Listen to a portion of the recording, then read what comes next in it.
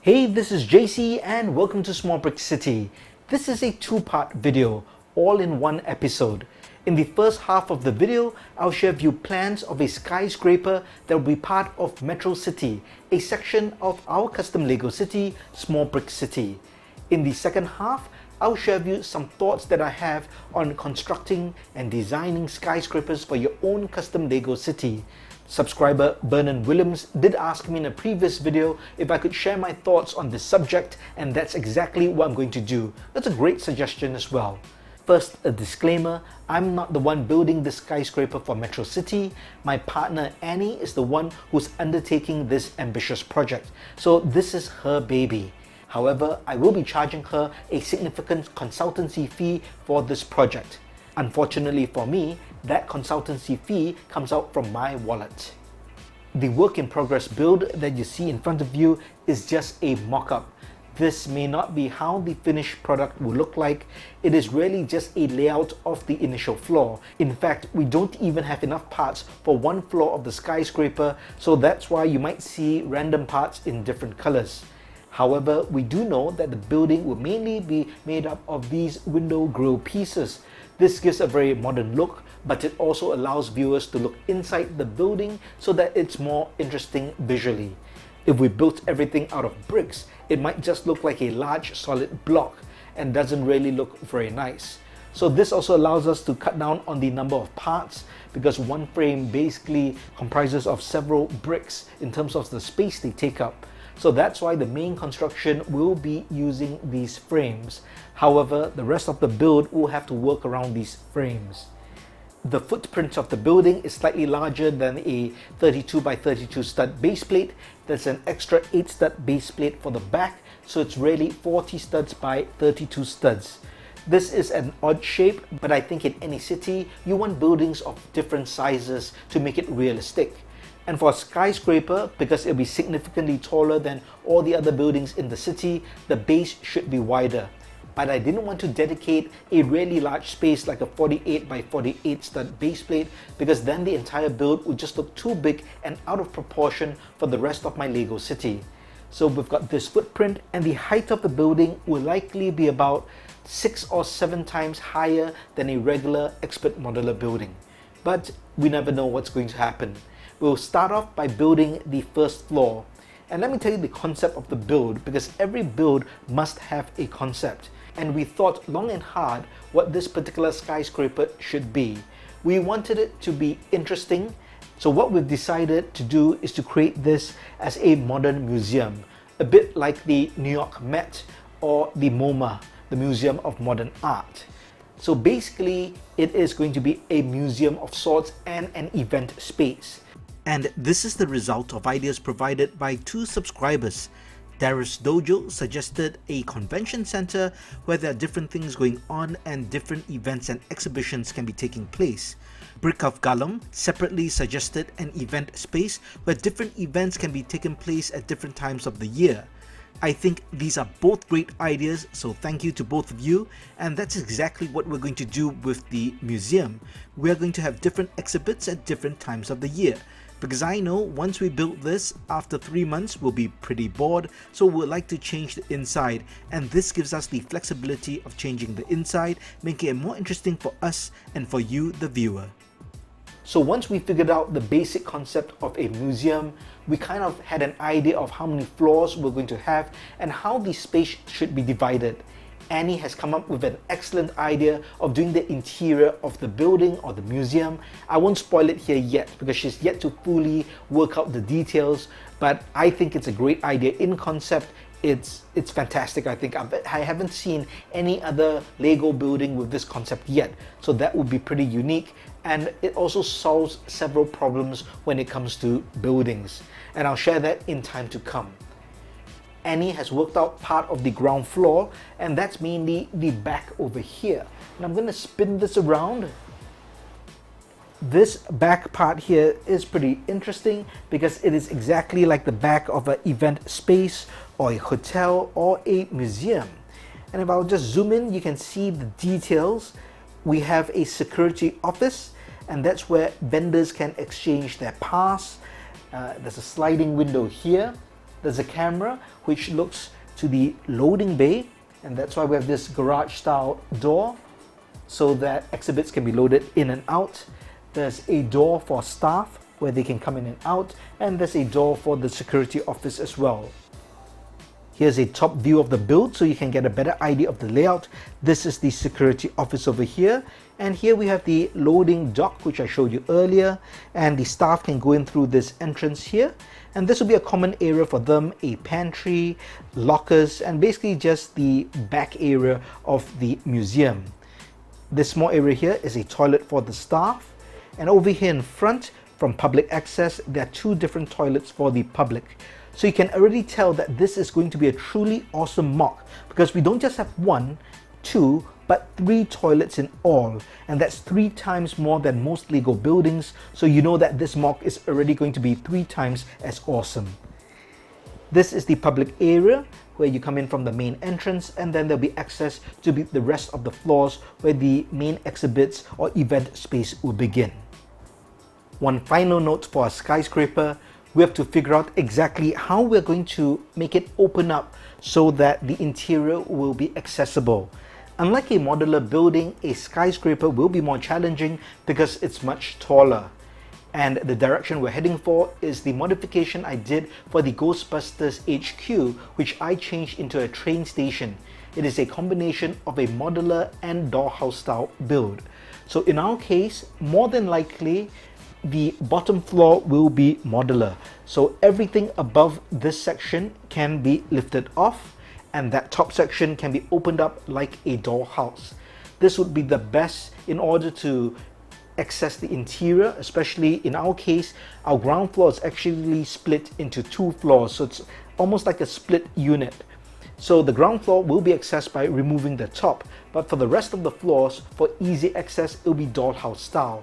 This is also essential to maintain the structural integrity of the building. Since it's so tall, stability is very important. Well, that's about it, our initial plans and thoughts for creating this skyscraper for our metro city. Let me know what you think in the comments, and please feel free to give any suggestions. If you liked the video, please give it a thumbs up as well. Right now, I'll continue to the second part of the video, and that's where I'll share my general thoughts in designing and building a skyscraper for a custom Lego city. The first thing you need to think about is the space you have. Assuming you have a Lego city, you need to figure out what space you want to dedicate to the skyscraper, because you do not want it to look too out of proportion with the rest of your Lego city. So as mentioned earlier, if you do a giant footprint, maybe something like a 48 by 48 stud base plate or even larger, that entire building may look very massive in comparison to any other building you have in your Lego city. While it's true, in a real city, there are different buildings of different sizes. Some are really massive. Remember, your Lego city is probably confined within a couple of tables. So in terms of scale, a giant building will stick out like a sore thumb. So you do want to try to keep things relatively in scale and proportion. So try to keep, I would say, definitely within a 48 by 48 stud base plate. If you are using a base plate that big, allow some room around the borders for you to add sidewalks, pavements, or maybe a garden of sorts. That keeps the footprint of your actual building smaller than the 48 by 48. The next thing you have to figure out is how tall you want your skyscraper to be. Realistically, a skyscraper should be about 20 stories or so, but that's not possible in a Lego city at home, because if you really wanted to build a 20-story Lego building, you'd probably need a scissors lift or a forklift or a cherry picker just to build the upper floors, and that's probably not practical for home use. So most of your builds would, I think, definitely be under 10 stories, more likely between 5 and 8 stories. So it really depends on the space that you have, and again, you do not want it to tower too much over your Lego city. Of course, one very practical consideration is parts. And I can tell you, just by doing a guesstimation of the parts I need for my own skyscraper, I shudder to think how many more parts I need to order in order to get this completed. Not just the structure, but the interior as well. Of course, I think we are going to just start with the exterior, And here are a couple of ideas for cheats that you can do for your own Lego city. Just spend money on getting the parts to build the exterior. You might not even build them in different floors. You just want to get the facade out. Then you can have some construction vehicles all around and just call it a skyscraper under construction indefinitely. And you never have to worry about the inside. I have half a mind to do that, honestly. Another idea is again to build just the facade. Well, facade I mean the shell, so not just the front, but basically a complete shell of the skyscraper. But set it on fire and have the fire brigade putting out this massive towering inferno. And once again, you can just say everything has burnt down. So you could even have a partial skyscraper. You could just have maybe the bottom part build and part of the top part build and part of the roof, and have everything else on fire and just claim that it is on fire. That's why we have the police, ambulance, fire brigade, and there's lots of random bricks all over the ground because the building has partially collapsed. So I think these are two good cheats to have a skyscraper in your city but not spend all the money to actually complete it. Once you've figured out the size of your skyscraper, you do need to think about the construction technique and the design of the building. I would say reference images of skyscrapers and see what you can realistically build with the parts that you can get, with the time you have, and also the skills you have to create different techniques. I can imagine building a skyscraper is a monumental task. It will take a long time. There'll be lots of experimentation to do. So my advice is to start just with one floor. So don't buy all the parts you need for an entire skyscraper. Our approach is we're just going to build one floor completely and then calculate how many more parts we need to build each subsequent floor. And we might just go floor by floor and not buy everything all at once. One reason is you might have changes as you're building a floor, and you might have one particular design and then change your mind. So you do not want to have all the parts and be committed to that entire design for the entire building just because you bought all the parts. So in our case, we're just going to focus on the first floor. As you can see, we've got the internal layout done, but again, that is flexible. But we now really have to work out the exterior and how to make it more interesting and not just stacking these grille window frames together. So that will take experimentation. We will need to order parts just for that first floor, but enough so that if we decide to change our mind, even if it's a radical design change, we won't have so many parts that we can't use, because we can always use those parts for other projects, but we won't have thousands and thousands of parts which were bought specifically for the skyscraper project. So start off floor by floor and then build your way upwards.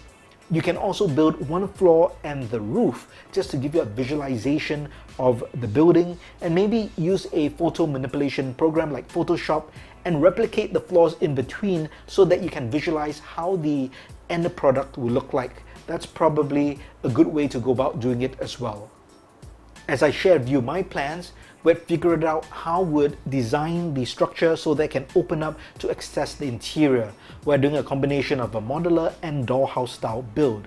So you have to figure out what you want to use. Typically, all the buildings in my Lego city are modular in style, but that's because they're modular style buildings and they're meant to be set next to each other. In our case, the skyscraper, like most skyscrapers, are standalone buildings, which means there'll be nothing directly next to it or against it. This means we do not have to stick to a modular style concept where they separate floor by floor, and that's why I'm okay with having a dollhouse approach, just as I'm okay with the Ghostbusters train station that I built to have that dollhouse style opening style, because it's a standalone building and I do not have to worry about other buildings next to it. So I think personally, if I were to build a skyscraper, I would go with a dollhouse style opening. It makes it easy to open because it's so massive and you can see the inside clearly. Or at the very most, do the combination of modular and dollhouse style. I think going for modular design completely can be quite a hassle when you want to take it apart to have a look at the inside or to show people the inside. Imagine if you have guests coming to check out your Lego city. If you have a dollhouse design, you can just open it up and everyone can see inside and just marvel at the build. If you have a modular style building, you'd probably have to climb up a ladder, take it up piece by piece, and it also loses that spectacle of a skyscraper. So my personal recommendation is, as far as possible, try to go with a dollhouse style build. I have two final notes for you when you're considering building a skyscraper for your Lego city.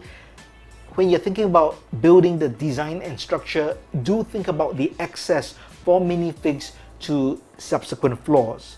If you are the individual who doesn't care or worry about how minifigs go to each floor and you do not need access like stairs, elevators, or escalators to each floor, by all means, it is your build. You can build a skyscraper without any stairs, elevators, or escalators. However, if you want to be a bit more realistic, you do need some access so that minifigs could technically get from the ground floor to the top floor. And you have to decide what you want to build. Do you want to build an elevator, an escalator, a staircase, or a combination? So obviously these take up valuable space. So I personally think an elevator is the way to go. You could confine it to just one side of the building, one corner, or maybe an exterior, external elevator which can go up and down. And then you don't have to worry about the rest of the floors, because with stairs, it takes up a lot of space. You have to think about the base plates for each floor and how you create an opening for the minifigs to go up through the stairwell. That can be quite a pain to figure out and to build. Having a single elevator shaft at the back or in a corner makes your life much easier. My final piece of advice should actually be my first piece of advice, and that is to think of the concept of your build. The concept drives everything: your design, your layout, and what you intend to use the building for. So think of the concept first. Do you want to build a museum, an office tower, a hotel, or a burning, towering inferno as I suggested?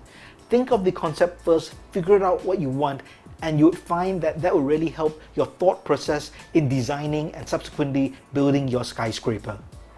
Well, there you have it. Those are my initial thoughts. I might do another video in future as my own skyscraper project develops and I can share with you more of my experiences and thoughts. If you liked the video, please give it a thumbs up, and if you haven't, please subscribe to the channel.